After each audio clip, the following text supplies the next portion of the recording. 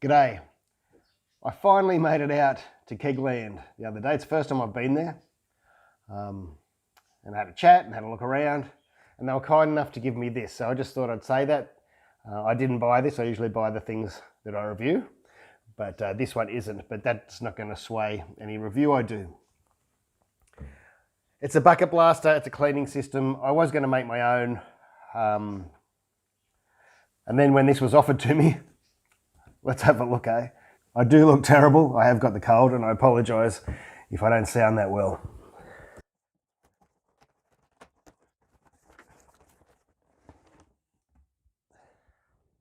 It's a bucket, funny enough. And obviously the lid is locked down, so we'll take that off.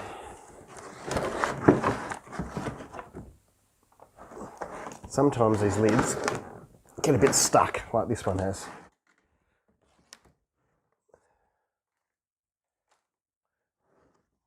I should be using my bucket opening tool. That means I'd have to go to the garage.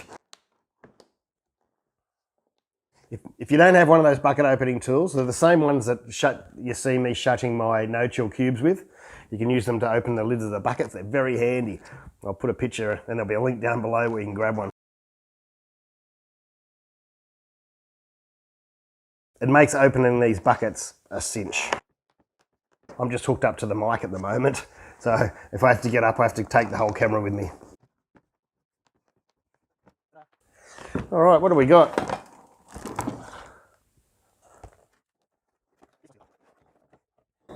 A submersible pump. Okay. I reckon that probably looks around the centre there.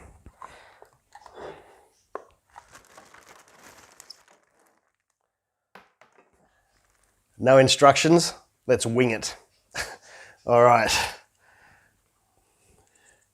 I'm guessing that will go into there like that.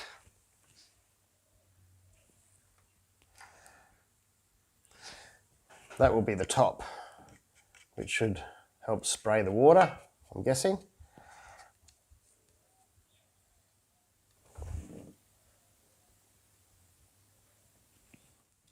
Then we have what looks like a duo-tight fitting, or a John Guest style fitting, which I take it goes in there. You'll probably use tape here, it might leak, I don't know. We'll find out. And the bottom, there is a double male piece, which I guess goes there. And that helps it screw into the pump. Something like that. Can you see that?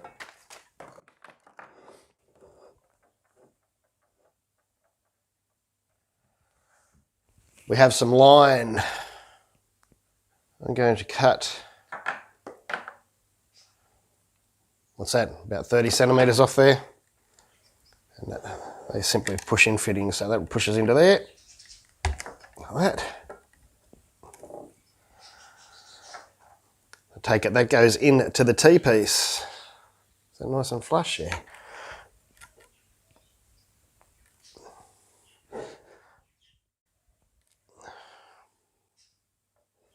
And if I split these in two, it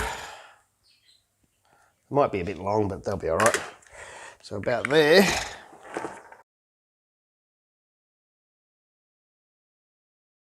One in either end of the T-piece.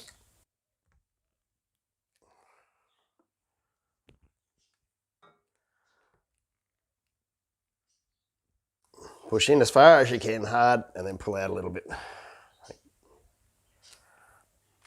Have a black liquid line disconnect and the grey or gas disconnect as well. Screw on these duo-type fittings. You could use a spanner, just do it by hand for now. And they go on either end of the line. So I think that's it. You put this in the bucket, fill the bucket with water, the pump will blow water up through here, that can clean your kegs or your fermenters. And if it is a keg or even your fermenter, upside down you can hook up and clean your gas post and your beer post or liquid post as well. Well, that's enough in here. Let's take it outside and give it a go.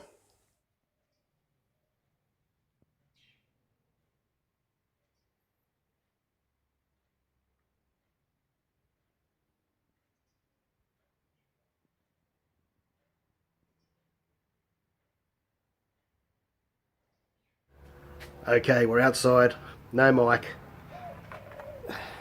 and I have a filthy fermenter.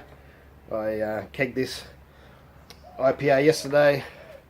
It had plenty of hops in there, 200 grams of hops. It was dry hopped. It's full, but I'll empty that out first, of course. And normally I would get my hand in there and wipe the krausen off first, but maybe we'll give it a go without me wiping and just see how it goes, eh? It's quite thick krausen.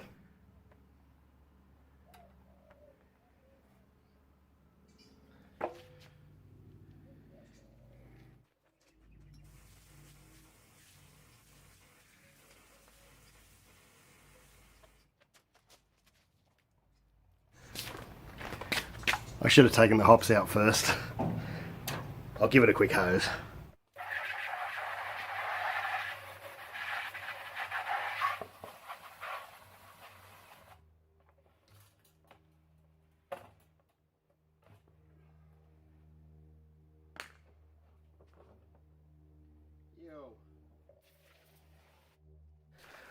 I just wanted to get the majority of the hops out because there was a lot of hops in there.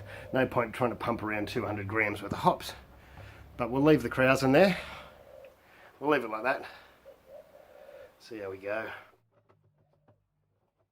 The camera turned off then for some reason, but I put in some Stella Oxy, or sodium bicarbonate, and I put a bit of Stella Clean in there too.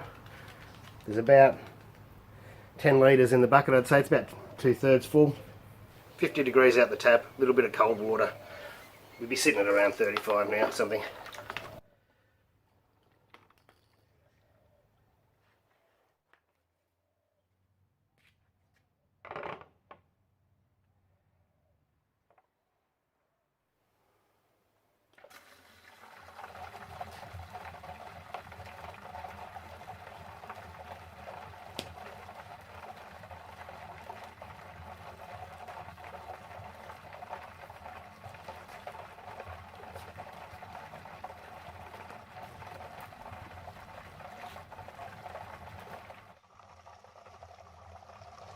That is going pretty good.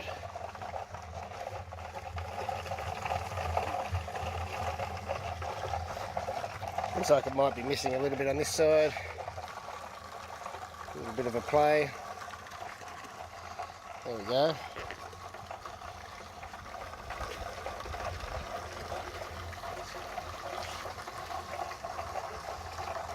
It's 116. We'll let it go for like 10 minutes or something.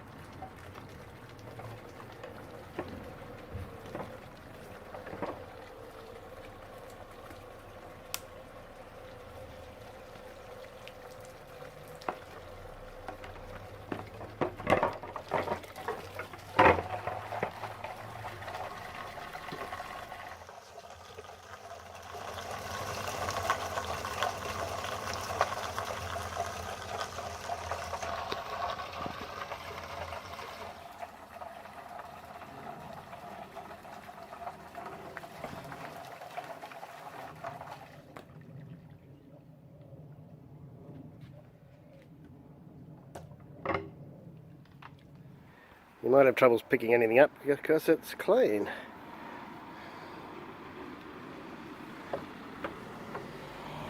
Keep in mind, this is my original one. This has been through the wars, many brews. It's scratched up and beaten up. But that worked a lot better than I actually thought it would.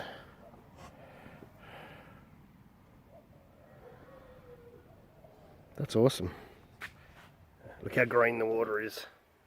The water is green.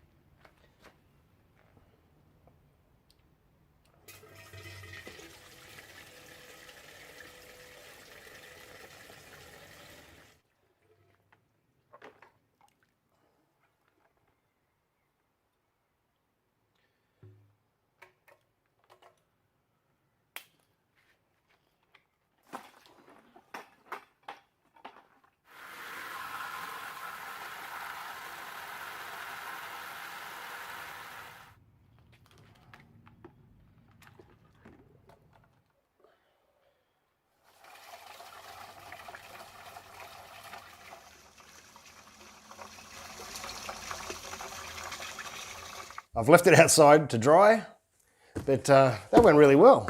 Much better than I thought it would. So you saw about 10 minutes I left that going for. I originally thought I'd leave it for 15 minutes, and after 10 minutes, it looked like that fermenter was clean. I just gave it put clean water in after it, as you saw, and gave them a rinse. That not only rinses your kegs and your vessels, but I thought it also, gives you a bit of a pump and the lines a bit of a rinse as well. If you wanted to, and you were really busy and you were, sanitizing, you could probably put a star sand in there. I probably wouldn't use the foaming star sand though. You can get the non-foaming variety. I'm not sure if Kegland sell a non-foaming variety. They probably do. But anyway, thanks to Key at Kegland. That was a worthy visit. Thanks very much. Like, subscribe. Thanks to the patrons. Thanks for supporting the channel. And we'll see you next time. Cheers.